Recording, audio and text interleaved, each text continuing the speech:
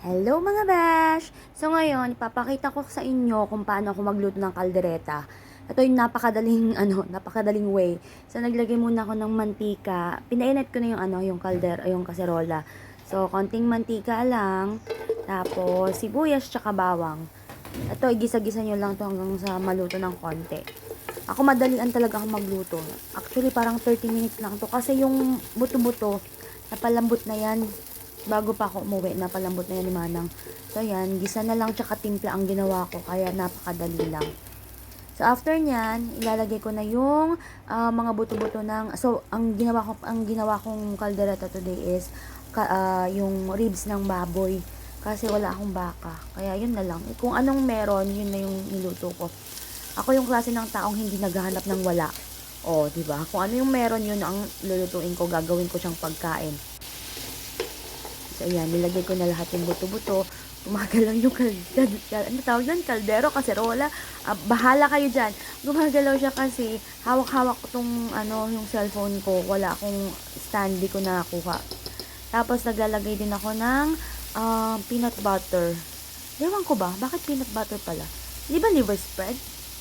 Pero okay lang. Peanut butter kasi nakaanuhan ko.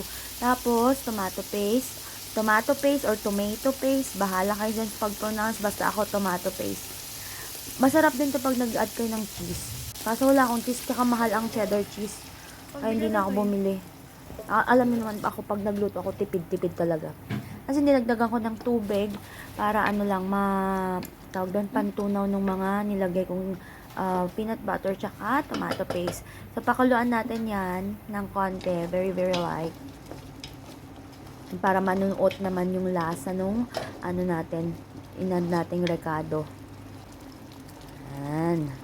Kulo lang. Tamang antay-antay lang tayo. Tapos magdagdag tayo ng patis. Patis yung ginamit kong pantimpla. Lit ng lagayan ko ng... Akala ko malaki to nung binili ko. Ay naku, Diyos ko, kakapiranggot lang pala. Ano ba yan? As in, super liit. Tapos, magdagdag din tayo ng konting betsin, syempre. Hindi mawawala. Huwag kayong magalala, huwag kayong matakot. Tapos, isang pork cubes. Isa ba? Ang dinagay ko. Yes, isa lang. Tapos, paminta. Mas gusto kong gumagamit ng pamintang durog kaysa nung buo-buo. Ayoko nun.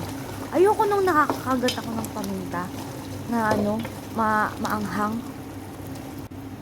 Tapos yan, konting kulo lang, tapos nilagay ko na lahat yung mga, yung iba pang sangkap, gaya ng carrots, tsaka patatas. So, ganyan lang kasimple yung aking kaldereta. Hindi na ako bumili ng iba pang rekado, basta yan lang. Tapos, naglagay ako ng konting asukal para mabalance yung lasa. Huwag niyong kakalimutang tikman mga besh ha, kasi nga, minsan syempre, hindi matama yung timpla. Tapos, naglagay ako ng pampalapot ng konti kasi masyadong malabnaw yung sauce ng kaldereta. Yung pampalabnaw is mix lang ng water tsaka corn flour or cornstarch. Tapos, mix lang hanggang maluto. Yan. Tapos, nag-add na rin ako ng bell pepper. Yung bell pepper, sa huli na yun kasi madali lang yung maluto. No need nang i-overcook. Ganyan lang kasimple as in. Total, 30 minutes ko lang siya niluto. Ayan, ready ng ating kaldereta. Kain tayo mga bash!